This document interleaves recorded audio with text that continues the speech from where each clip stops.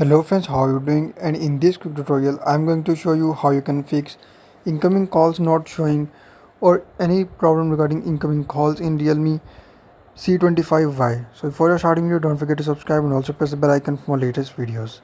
So if you're facing incoming calls not showing on display problem in Realme C25y, so just follow every single step as I'm showing you in this video and hope so this will fix your problem.